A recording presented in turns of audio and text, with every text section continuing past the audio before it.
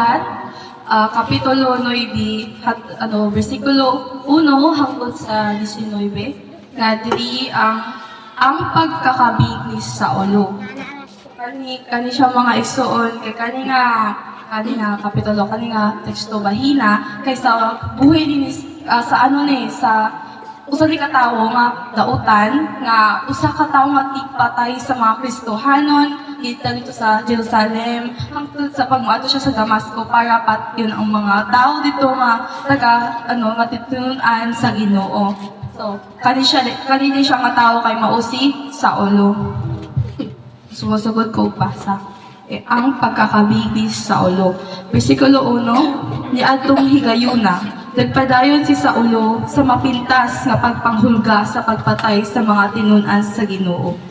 Miadto siya sa pangulong pari ug nangayog mga sulat nga na magpaila kaniya ngadto sa mga sinagoga sa Damasco nga siya gitugutan sa pagdakop sa mga sumusunod sa dalan nga iyang makit-an dito, lalaki o babae, o pagpadala kanila bayan sa Jerusalem. So, kani si Saulo, niadto siya sa pangulong pari para mga siya consent para pagdakop niya sa mga tao sa Damasco o sa pagdakop niya dili siya mapriso.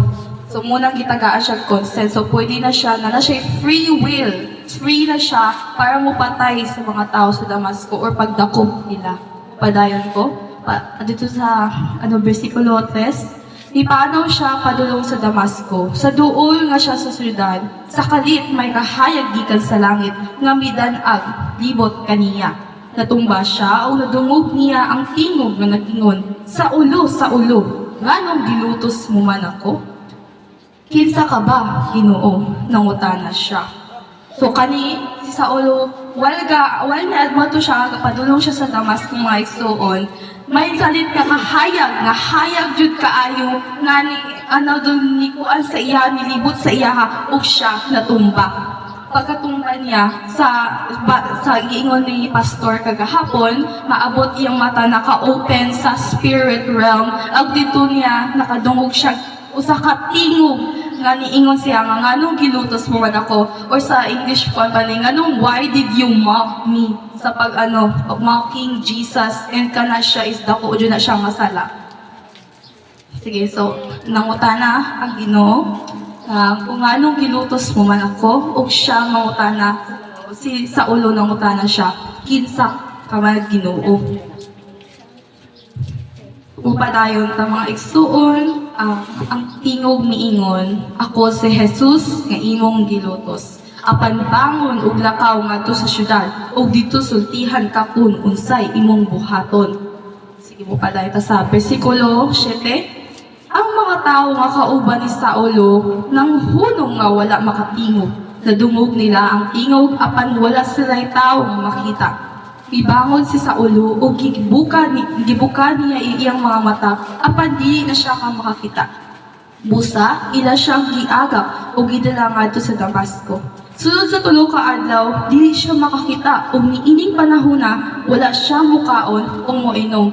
Ang nahitabo kay Saulo nga igsoon, sa pagkatumba niya, pagbukas sa iyang mga mata, di na siya makakita. Para sa kuha maigsoon, kani porma nga silot sa Ginoo sa iyang mga kadautan nga binuhatan sa pagdako pagpatay sa mga magtinun-an sa Ginoo.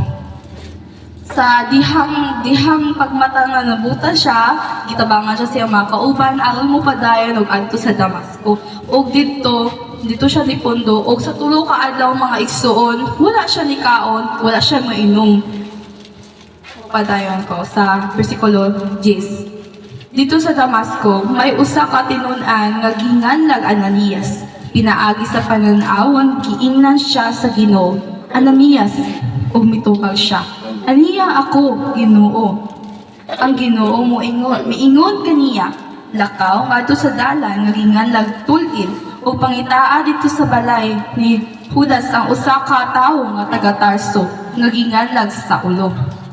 Nagampo siya ug sa pananaw nakita niya ang usa ka tawo nga ginganlag Ananias nga misulod ug unya ipandong kaniya sa iyang kamot aron makakita siya pag-usap. Padayon ko sa bersikulo 13. Si Ananias mitubag, Ginoo, daghan ang nagsulti kanako. Mahitungod kaniya og sa mangingig nga mga kadautan nga iyang gibuhat batok sa imong katawhan dito sa Jerusalem. Ug karon aniya siya sa Damasco ug gihatagag kahom sa mga kadagkuan sa mga pari aron sa pagdakop sa tanan nga nagsampit sa imong ngalan. So mga igsuon, kanili si Saulo, ilhan for English, famous yun siya nga tao para sa pagdakop ug sa pagpatay sa mga tinunaan sa Ginoo. Muna si Ananias, feeling ako nagdibog man ni siya or natingala siya nga ngano mang si Saulo iyahang pandungan. So dili mga igsuon, dili siya nagduda ba o ano. Sige mo, padayon ko sa versikulo 15. Ang Ginoong moingon kaniya, adtua siya, kay gipili ko siya, aron mag-alagad kanako. Sa pagpaila sa akong ngalan, ngadto sa mga dili Hudiyo, ug sa mga hari, ingon man sa katawhan sa Israel. Ug ipakita ko kaniya ang tanan nga iyang pagaan tuson tungod sa akong ngalan. Ang Ginoo mga igsuon, may tubag nga so sa ilalim panaha, ang Ginoo walay pili.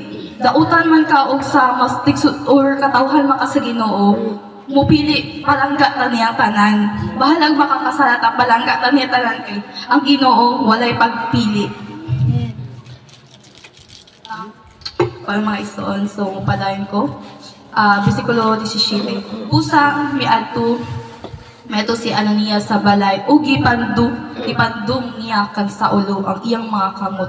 Unya miingon siya, igsuong Saulo, ang Ginoong Jesus nga nagpakita kanimo dito sa dalan sa imong pagpaingon nganhi, nagpadala kanako aron makita ka pag-usab ug mapuno sa Espiritu Santo.